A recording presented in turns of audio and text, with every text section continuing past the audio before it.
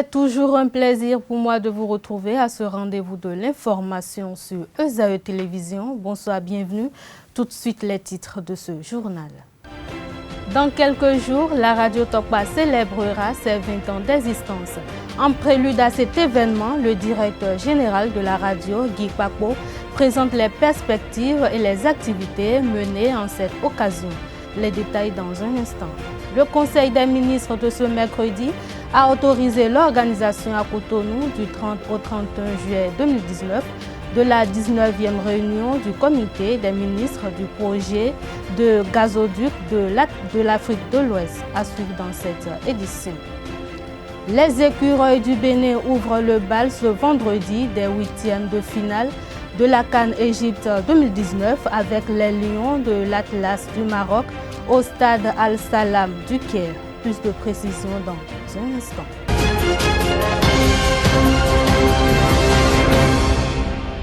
À nouveau, bonsoir. Comme je l'annonçais dans les titres, la radio Tokpa célébrera ses 20 ans d'existence du 24 au 31 juillet 2019 au stade général Mathieu Kérékou de Cotonou. Plusieurs manifestations sont prévues en cette occasion. Le directeur général de Radio Tokpa, Guy Kpakpo, a donné quelques détails à ce propos au micro de nos reporters. On l'écoute pour plus d'explications.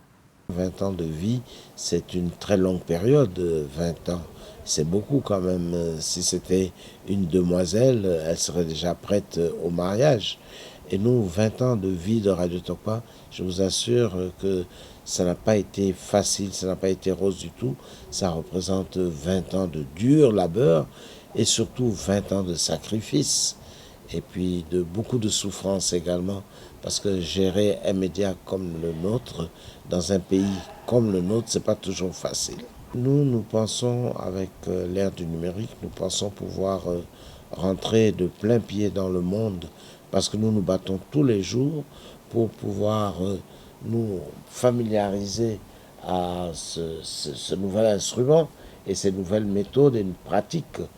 Ce n'est pas facile, mais nous entrons dedans et je pense que ça va essayer de faciliter la vie aux agents de la maison et surtout nous conduire beaucoup plus loin et améliorer de manière constante la qualité même de nos productions, la qualité de notre travail également. Les activités prévues sont nombreuses. Dans le cadre de ce 20e anniversaire de Radio Tokpa, nous allons ouvrir là-bas au stade de Mathieu Kérékou, disons un village Radio Tokpa pour célébrer les 20 ans. Il y aura des stands et vous pourrez participer à l'achat de beaucoup de produits à travers ces stands.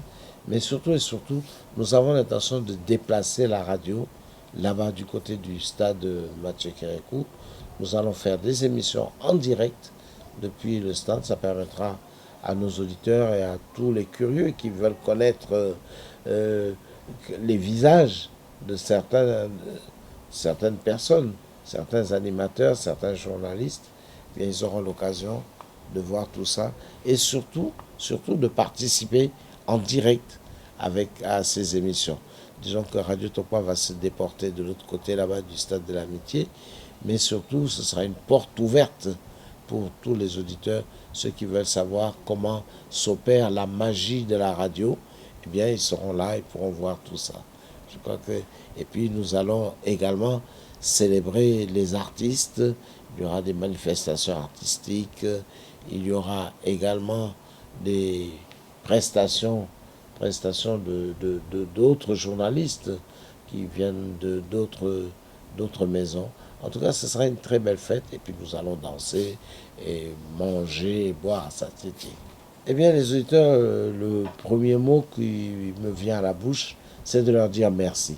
Merci de nous avoir accompagnés pendant de si longues années et puis surtout de nous être restés fidèles parce que nous avons de nombreux auditeurs qui nous sont restés fidèles et qui ont travaillé avec nous, qui ont contribué, disons, à l'essor donc de Radio Tokpa. Aujourd'hui, si Radio Tokpa est ce qu'elle est, c'est grâce à nos auditeurs. Sans les auditeurs, Une radio, vous le savez mieux que moi, une radio n'est absolument rien du tout. Le financement du plan d'intervention prioritaire dans la réserve de biosphère transfrontalière du parc national W et sur la contractualisation pour la mobilisation des ressources et la réalisation des travaux de construction du complexe touristique de la marina et des infrastructures auxiliaires à Djegbadji dans la commune de Ouida étaient entre autres décisions prises au cours du traditionnel conclave gouvernemental d'hier mercredi 3 juillet 2019. Je vous invite à suivre le ministre de la Justice, Séverin Quenom, pour plus d'explications. Financement du plan d'intervention prioritaire dans la réserve de biosphère transfrontalière du parc national W.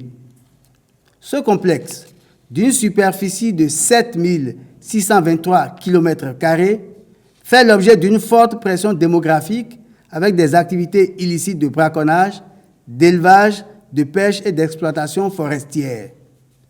Préoccupé par cette situation, le gouvernement a mis en place un plan d'intervention prioritaire dont une partie du financement incombe au budget national et le reste à la Fondation des savanes ouest-africaines, partenaire stratégique du projet.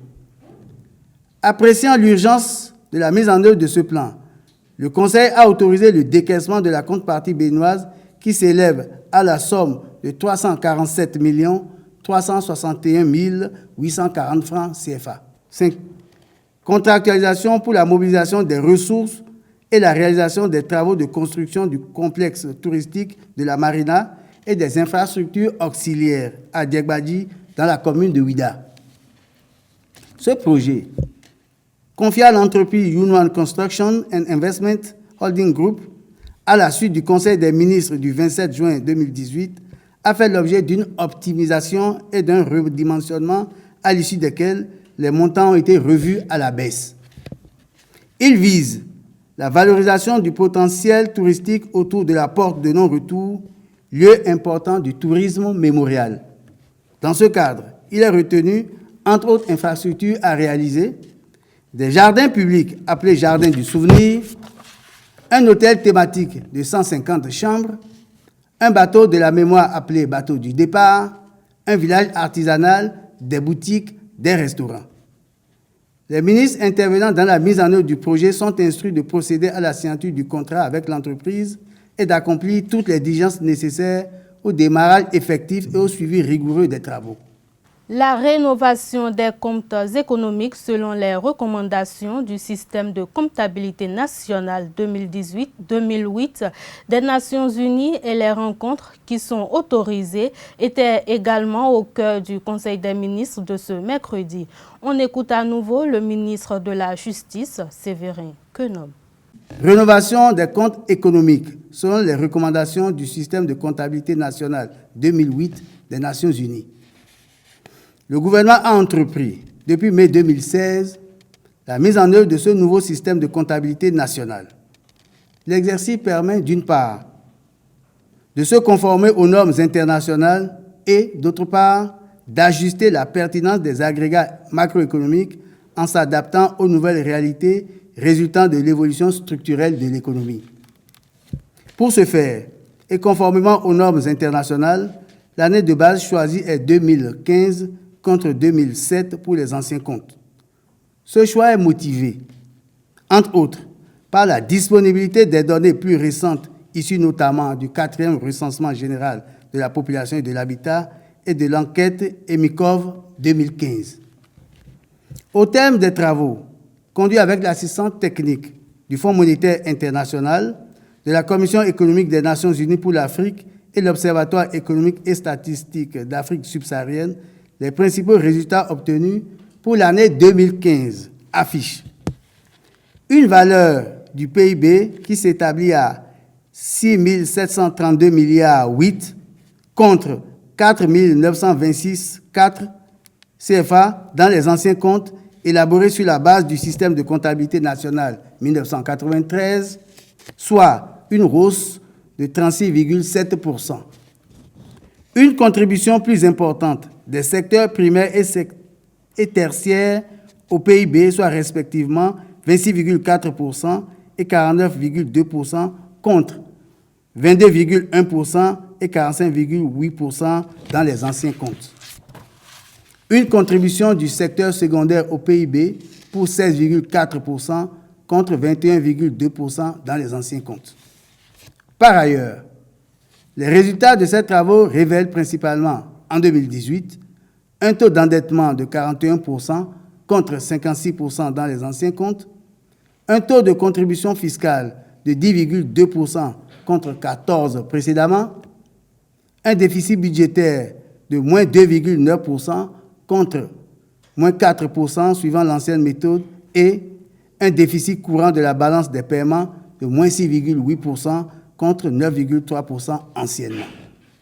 Le Conseil a pris acte de ces résultats et instruit le ministre de l'Économie et des Finances d'assurer la diffusion de cette nouvelle série de comptes économiques.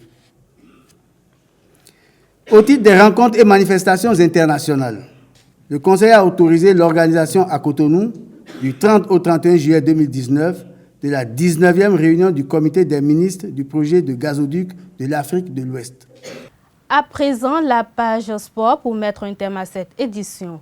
Jour J-1 avant le premier match à élimination directe du Bénin dans une Coupe d'Afrique des Nations.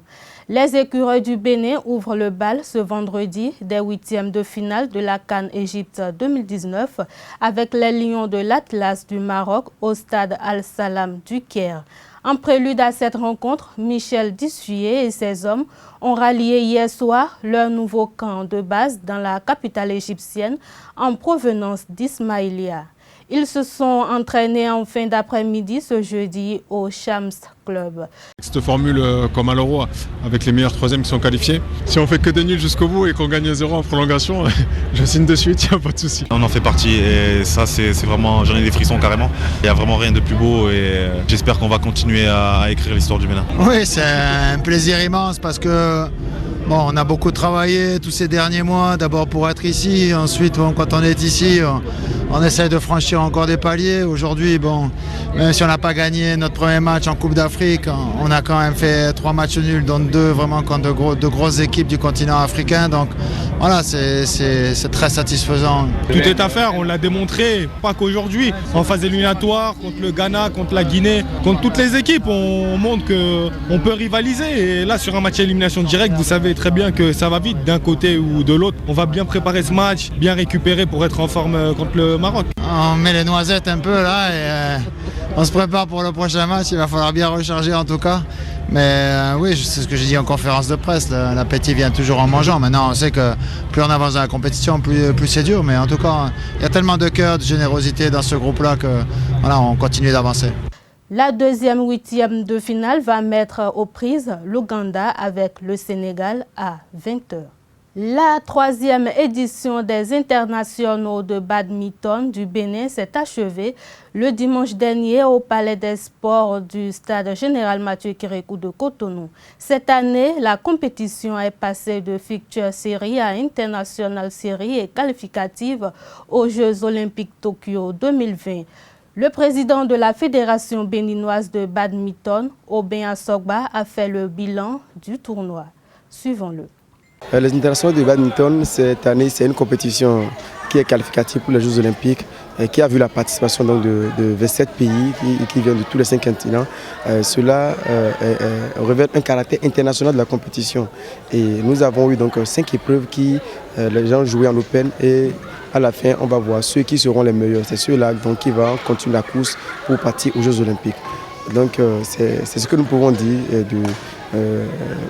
pour l'organisation et nous sommes très satisfaits. Donc on espère que à la fin, les gens vont profiter au maximum donc, des bons résultats pour pouvoir se hisser dans les grandes compétitions à l'international.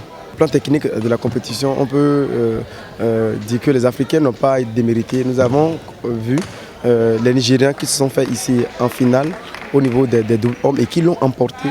Cela démontre que nous avons beaucoup de valeur en Afrique. Nous avons plus proche de nous nos compatriotes, nos athlètes béninois qui quand même, ont pu quand même décrocher une médaille et d'autres qui ont remporté également des prize money du fait qu'ils sont qualifiés pour l'étape de quart de finale et demi-finale.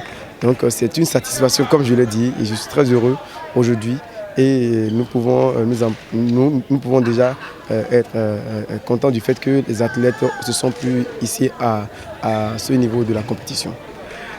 C'est d'abord améliorer l'organisation de façon générale, la structuration, l'habillage de la salle pour permettre à ce que cette compétition soit aux normes internationales prisées par les athlètes de tout le monde entier pour que le Bénin soit une destination que tous ces athlètes qui côtoient le monde puissent arriver ici pour pouvoir jouer pleinement au badminton.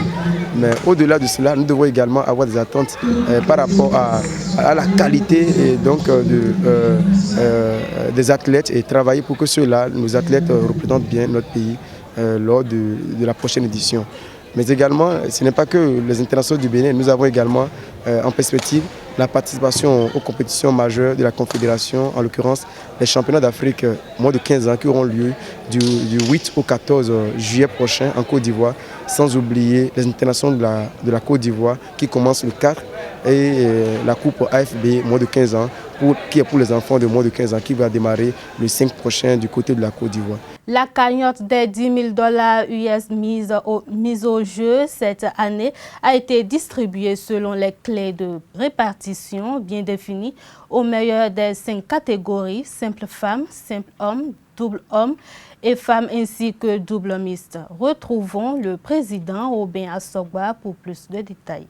Quand on dit $10 000, c'est pour tous les joueurs. Quand vous remportez les simples hommes, vous avez $1 200, $800 pour le runner, celui qui a perdu. Et nous avons $400 pour les troisièmes et les deux troisièmes qui ont la médaille de bronze. Et ensuite, les autres, ils ont $100 jusqu'au quart de finale. Et en simple homme et simple dame, c'est le même processus. En double homme, nous avons le premier qui termine, l'équipe PEG en double homme, double dame ou double mixte. Il remporte un truc de $800. Et les deuxièmes finissent avec $400, les troisièmes $200 et c'est fini à ce niveau. Donc c'est de cette façon qu'est réparti qu'on appelle les prize money et c'est un standard international. Le Bénin en a contribué pour la mobilisation de ces ressources à hauteur donc de $5 000. La Fédération internationale par le truchement de la Confédération a apporté son soutien dans le cas de charge qui s'élève à $5 000. Et c'est ce que nous allons remettre tout à l'heure. Vous allez voir, ce sera distribué pour la joie de tous ces athlètes qui se sont battus tous ces derniers jours pour se hisser sur les manches du podium. Et voilà, c'est la fin de cette édition. Merci de m'avoir suivi. Restez toujours connectés sur les www.ezaetv.bg. À demain pour une nouvelle édition. Bonsoir.